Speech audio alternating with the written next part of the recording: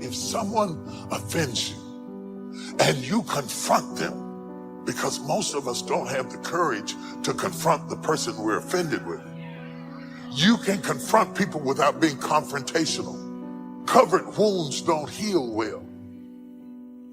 Covering it up will never make it better. You have to have the courage to speak up, and don't let anybody take your voice away. Don't let anybody out-talk you. Just because you out-talk me doesn't mean you changed my mind. Confront them. And if they repent, forgive them.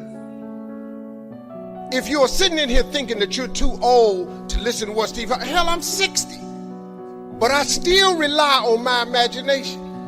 See, if you think you're too old to make it, let me give you a prime example.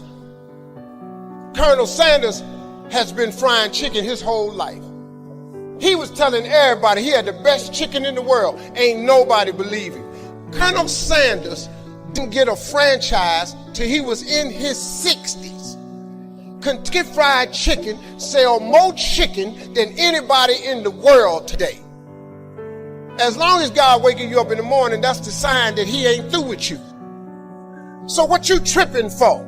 We all have discouraging thoughts telling us what we can't do, how we're not going to get well, we'll never meet the right person. Sometimes people speak negative words, say things that can limit our life. A friend of mine wanted to become a doctor, but he was told by his high school counselor that he wasn't smart enough. He didn't make good enough grades. He should try something else. If we let these negative comments play in our mind, they will keep us from becoming who we were created to be. No one can make you think something. You get to choose what you're going to dwell on. When those lies come, saying you're not attractive, you don't have a good personality, you're too old, you can dwell on it, let it poison you, or you can ignore it and not give it the time of day. In the scripture, David faced all kinds of opposition, people speaking defeat over him, thoughts saying that he'd never reach his destiny. How did he keep his mind filled with faith? He said in Psalm 38, "My enemies lay traps for me. They make plans to ruin me,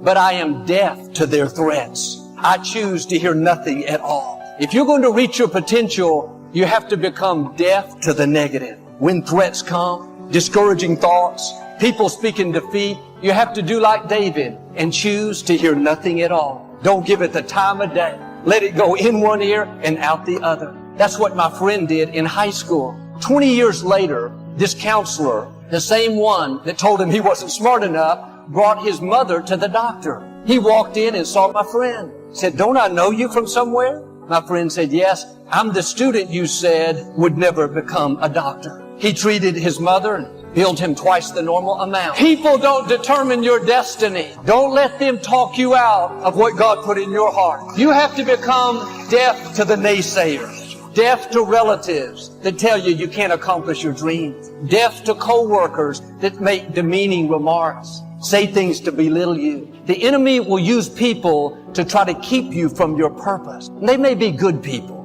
They may love you, but they don't see what God put in you. They're judging from the outside. They don't realize what's on the inside. God put greatness in you. When David was out in the shepherd's fields as a teenager, he knew he was going to leave his mark, but the odds were against him. He didn't come from an influential family, wealth, connections, education. He was a shepherd stuck out in the country by himself. But I can imagine at night he would look up at the stars and he could hear God speaking to him, telling him that he was going to do something great, that he was destined to lead a nation. But when the prophet Samuel came to anoint one of his father's sons as the next king of Israel, his father, Jesse, thought, "It's not David. He's too young, too small. He's not talented enough." David felt the sting of his own father not believing in him. It's one thing when a friend discounts you, a coworker puts you down, but when your own family, someone that should be for you, they speak defeat, tell you how you're not that talented, you can't accomplish the dream, those words carry more weight. You have to dig down deep and say, I am not going to let what they're saying take root. They may be my family, but I'm not going to let their doubt convince me to settle for less than what God's put in me. Paul said in Romans, so what if they don't believe?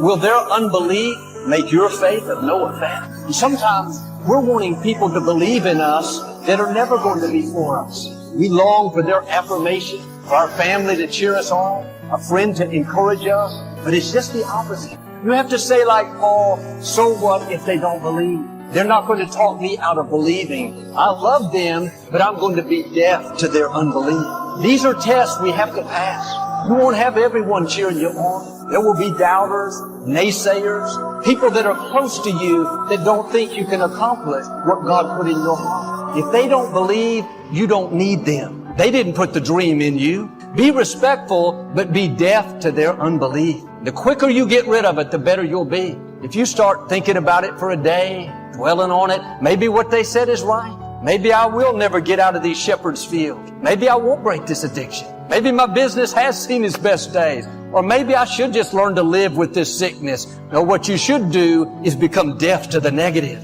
You can't play defeat in your mind and have victory. You can't think sickness and have health. You can't dwell on thoughts of lack and have abundance. Samuel told Jesse that the king wasn't one of the 7 sons that were standing before him. These sons were all tall, impressive, strong, but God doesn't look on the outside. Don't be intimidated if you feel like you're lacking in some area. If you were only taller, had a better personality, came from a different family, if you were as smart as that coworker, no, you have everything you need to run your race. You've been fearfully and wonderfully made. When God created you, He matched you with your world. He put everything you need for your assignment. You're not lacking anything. You're the right size, the right nationality, the right age, the right personality.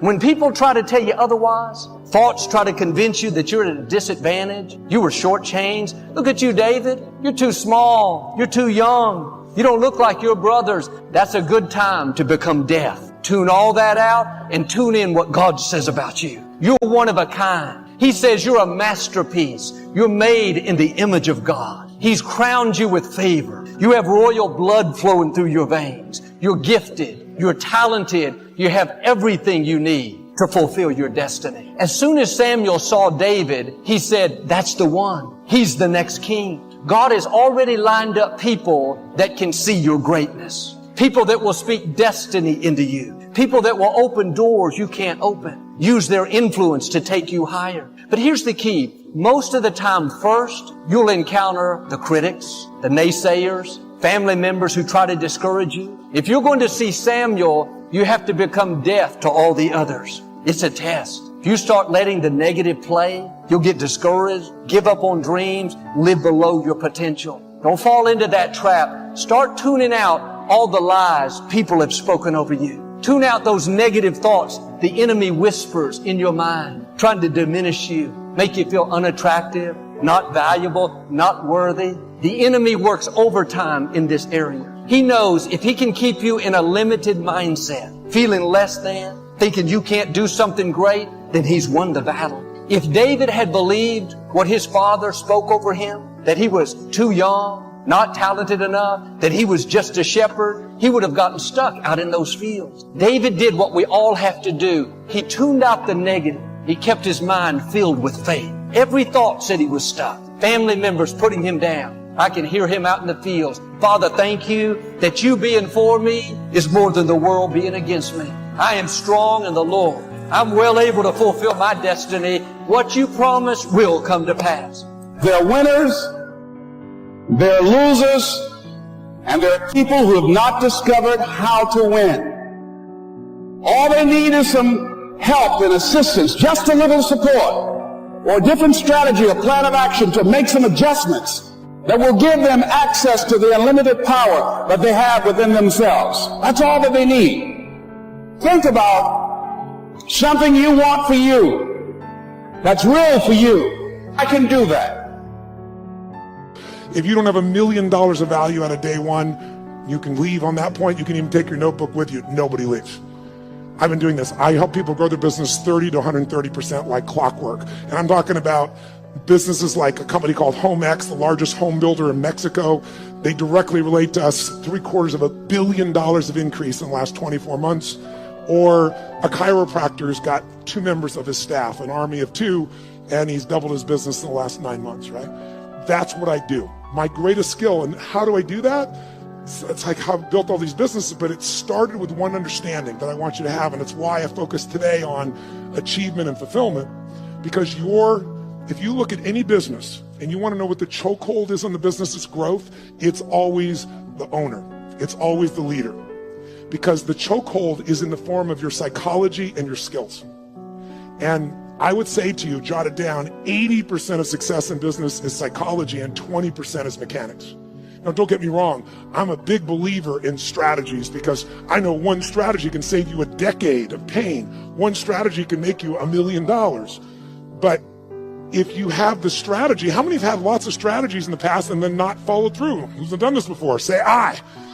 That's why your psychology is the most important part. So I'll give you the details at the end, but I want to plant the seed with you. If you want to grow your business, you've got to grow. There is no business that's going to grow dynamically and consistently and give you huge levels of financial and emotional and spiritual rewards without you growing. But you have to have a way to do it that's disciplined, that gives you both the psychological change, but also the skill change. Some people do have a great psychology, but they know how to make a great product or service, but they're terrible at marketing. And today, by the way, does the best product win in the world we live in today? Yes or no? No. Which product wins? The best marketed product wins. Now, long term, the best product and the best marketing wins. That would be in the past Apple. I say the past because they're slipping a bit, because they've stopped innovating at the same level they used to. But the bottom line is, if you have incredible product or service and you have incredible marketing, you're going to win. But we live in a world with shitty products. Who's ever seen someone's a product far inferior to your own product or service, and they're making more business than you are? Let me see your hands here. Say I. Today, is it easier to market or harder? Which one? Which one? It's easier and it's cheaper, but it's less effective. The reason is, 15 years ago, I don't know what the numbers are in Australia, but I know what they are in the UK, I know what they are in Germany, France, and the US, and it's identical numbers.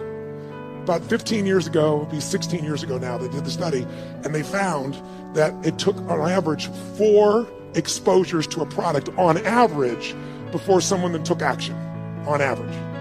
Does anybody know what it is today, meaning as of last year? 16. 16 exposures on average before someone responds. So today, it's really hard to succeed if you're in a situation where you're trying to market, and what are you going to compare to? Today, people have gigantic budgets. That's why you've seen all these small businesses disappear and more big businesses show up. And how are you supposed to compete with that? The answer is you can, but you have to use a totally different tack. You can't use traditional advertising. You're going to have to learn to master what I teach, which is how do you become the expert in the field so that people come to you because they want to understand what you know about it. Where people seek you out, you don't advertise for them. Because whatever advertising you have, if you're a small business, it's going to be very hard for you to compete with that. And that is for every kind of product you can imagine today, isn't it true? So a lot of people get down and out. It's just because they don't understand. It is so easy in the world we live in today to develop a level of expertise where your marketing is not marketing, it's adding value. If there's one way to become wealthy in business, there's only one way to stay wealthy. Find a way to do more for others than who? Than who? Than anyone else. If you find a way to add more value than anyone else in your category, you will completely dominate that marketplace. And if you keep doing it and you keep innovating and you keep growing, you can go from a tiny little business where everyone else dominated you to where you're the dominant force. And I'm only one example of that. And I can show anyone how to do that process, but you're going to have to commit yourself to the study of it.